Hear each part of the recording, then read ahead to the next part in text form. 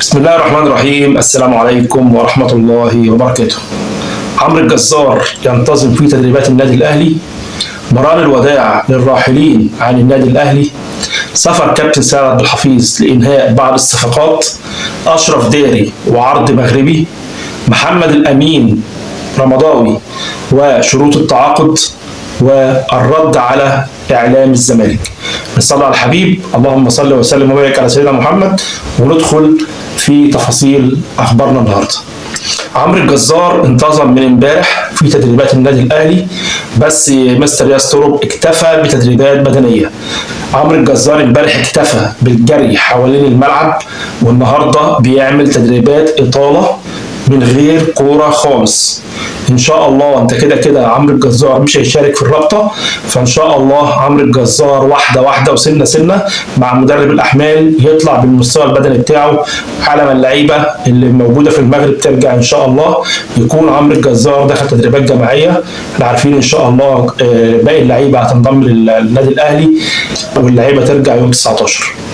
لعيبه النادي الاهلي اللي متواجده في المغرب كان المفروض انها ترجع تاخد 24 ساعه راحه سلبيه، وبعد كده تبدا تخش تعمل ريكفري وتخش في تدريبات عشان استعداد للقاء يانج افريكانز يوم 23.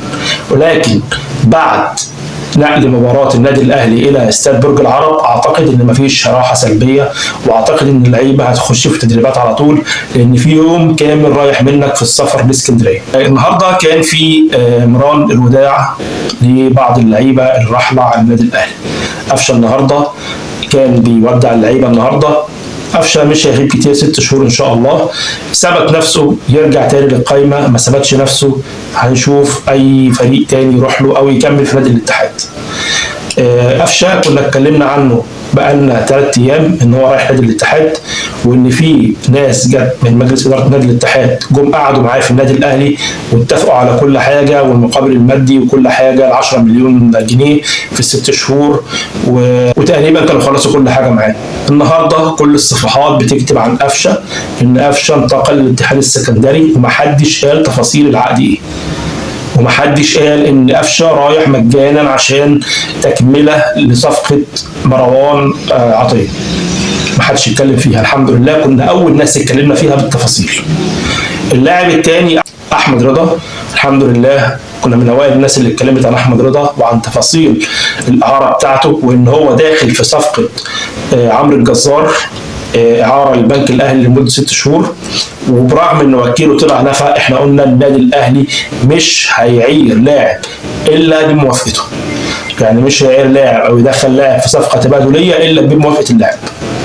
فالحمد لله احنا قلنا الكلام ده برضو، والناس كلها بدات تتكلم النهارده في اعاره احمد رضا. عمر كمال عبد الواحد احنا كنا اتكلمنا عن الجلسه اللي جمعت بين مستر ياستروب وكابتن سعد عبد الحفيظ في حضور الاستاذ ياسين منصور، وقلنا ان عمر كمال عبد الواحد كان ياستروب متمسك بيه، ولكن طلب عمر كمال عبد الواحد انه يخرج اعاره عشان يجرب نفسه ويستعيد مستواه. فعمر كمال عبد الواحد راح اعاره نادي سيراميكا، وده ضمن صفقه مروان عثمان اوتاكا، اللي خلاص مروان عثمان اوتاكا خلاص جاي النادي الاهلي، ان هو معسكر في اسكندريه مع نادي سيراميكا عشان مباراه في كاس الرابطه. هيسيب المعسكر النهارده وهيجي النهارده يقعد مع النادي الاهلي يخلص الكشف الطبي ويمضي على عقوده، ويرجع يلعب مباراه سيراميكا في كاس الرابطه، ويجي ان شاء الله ينتظم في التدريبات الجماعيه. في عندنا كمان الراحلين. مصطفى العش راح اعاره النادي المصري برضه النهارده، خلاص كده مصطفى العش كان برضه بيودع لعيبه النادي الاهلي. دول اهم الراحلين اللي النادي الاهلي خلاص خد قرار فيهم وانهى كل شيء مع الفرق اللي رايحين لها. لسه سيحه، لسه محمد عبد الله، هنشوف لسه الايام الجايه هيخشوا في صفقات تبادليه ولا يخرجوا نهائي ولا الدنيا هتمشي ازاي. كابتن سعد عبد الحفيظ مسافر رايح يخلص 3 صفقات. طبعا مفيش اعلان عن اي حاجه، بس التكهنات بتقول ان كابتن سعد عبد الحفيظ هيروح يقعد مع اسد الحملاوي وكيله عشان يخلص كل حاجه مع النادي الروماني اللي بيلعب فيه اسد الحملاوي، عشان خاطر الرساله اللي بعتها وكيل اسد الحملاوي اللي قلنا عليها امبارح.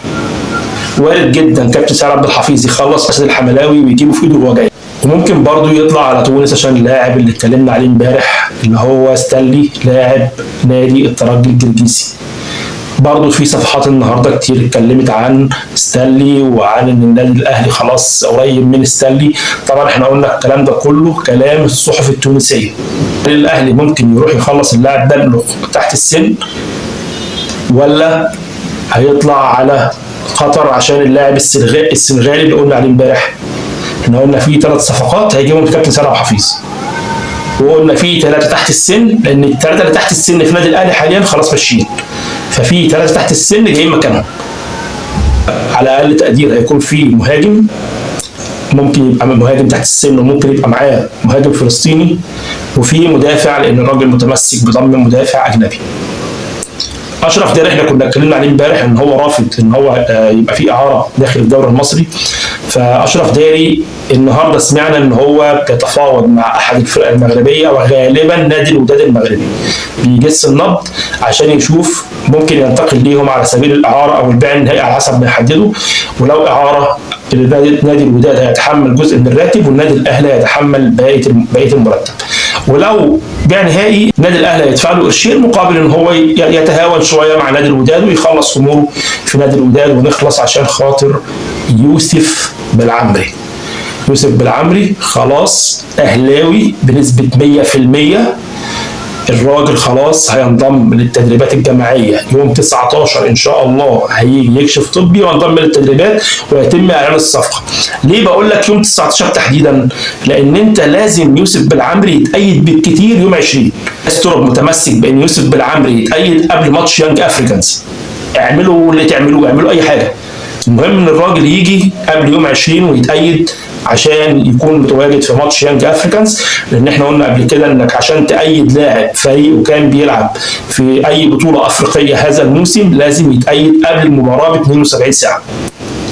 فان شاء الله تكمل على خير واللاعب يحتفل مع فريقه ان كان بالمركز الثالث او بالبطوله ويجي لنا ثاني يوم ان شاء الله. اليو ديانج انا كنت قلت لك ان هو هيجي في خلال يومين بعد خروج مالي. اليو ديانج استاذن النادي الاهلي ان هو ياخد اجازه او يمد اجازته لحد يوم 15، فان شاء الله اليو ديانج هيجي يوم الجمعه الصبح ان شاء الله في جلسه يا الجمعه يا السبت عشان انهاء كل الامور، يا يجدد يا اما ما يجددش ويكمل معانا الموسم حسب طلبات الراجل يستر. الامير المضاوي نادي برادو اتلتيك برادو اشترط على النادي الاهلي $1.5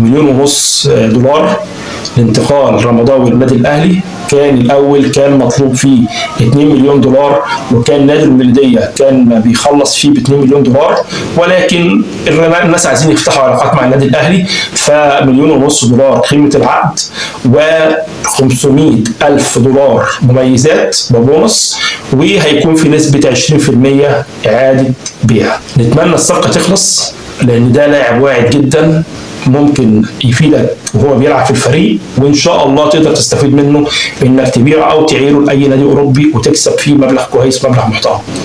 نروح على طول بقى للاستاذ كوبري السلام. الاستاذ كوبري السلام كان احد هزاز الرؤوس ايام ولايه المستشار مرتضى منصور رئاسه نادي الزمالك. طبعا كلنا بنسمع تصريحاته ضد النادي الاهلي وضد كابتن محمود الخطيب، وكان دايما بيقعد يهز وبيسمع شتيمه كابتن محمود الخطيب او مبسوط قوي متكيف.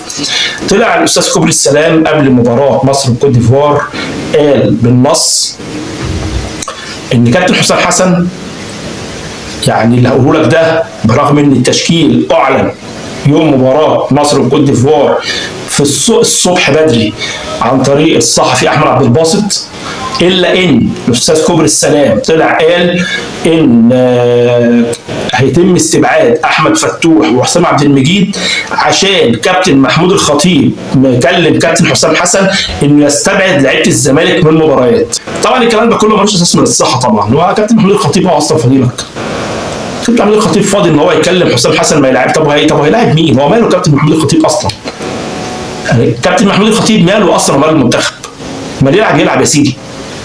حسام عبد المجيد محطوط في التشكيل اصلا من الصبح، وكانت المفاضله في الباك الشمال بين فتوح وبين خالد صبحي. الراجل عايز حد قوي دفاعيا عشان يوقف الاجنحه بتاعتهم، فتطلع انت تقول ان بيستبعد لعيبه نادي الزمالك عشان خاطر كابتن الخطيب.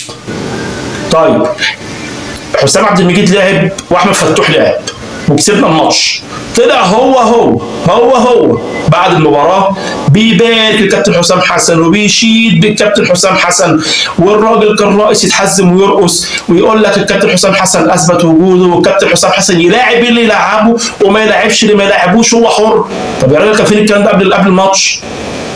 اهو انتوا بتزيطوا زياطين.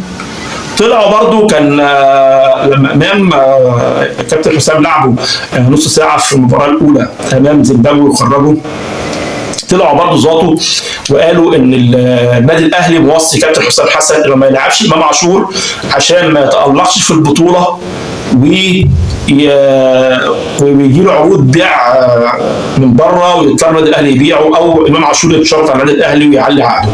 فلما بدا يشارك وزيزو ما لعبش الماتش اللي فات، راحوا لاقيين الدفه. قال لك زيزو ما بيلعبش عشان خاطر النادي الاهلي مش عايزه يلعب، وزيزو ما بيلعبش عشان خاطر ده بالونه، وزيزو ما بيلعبش. طبعا كل واحد فيهم بيطلع بكلمه، يعني هو سكريبت بيتوزع على كذا واحد، بيطلع كل واحد يتكلم بكلام مختلف عن التاني، والكلام ده على القنوات الرسميه. مش بكلمك في كلام بيتقال على الفيسبوك، لا ده الكلام ده على قنوات رسميه، بتطلع ناس صوت وصوره تقول فيديوهات.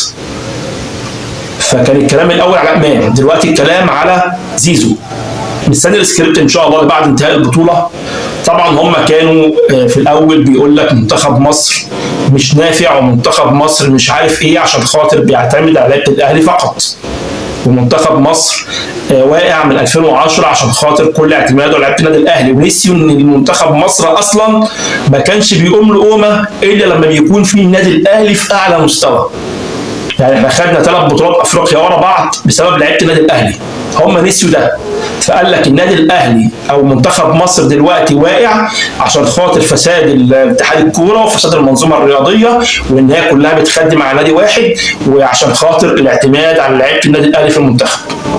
لما المنتخب بدا يكسب وبدا يمشي، انا بقى مستني بعد البطوله او بعد ان شاء الله رجوع منتخب مصر، لو كملنا في البطوله وخدنا البطوله هيتنسب كل الانجاز لمحمد صلاح وعمر مرموش، ومفيش لعيبه الاهلي خالص.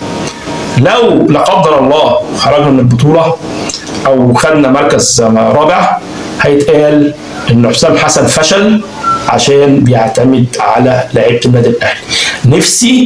نفسي اشوف لكم ملكه، نفسي الاقي حته نمسككم منها، يعني نفسنا كده نشوف حته كده نمسككم منها، مش عارفين نمسككم منين. ارسوا على بر، خلي كلامكم واحد، يعني اكتبوا كذبه وكملوا فيها، ما تكتبوش كذبه وترجعوا تغيروها.